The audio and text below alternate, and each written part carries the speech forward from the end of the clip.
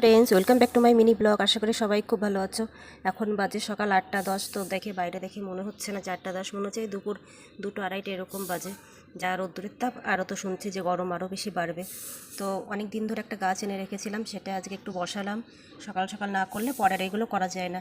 আর এই গাছগুলো একটু জল দিয়ে এখন জানলাটা আটকিয়ে রাখবো। জানলাটা আটকিয়ে রাখলে ঘরটা অনেকটাই ঠান্ডা থাকে। দেখো, সকাল 6:30তেই পুরো জানলা দরজা সব বন্ধ করে রাখি।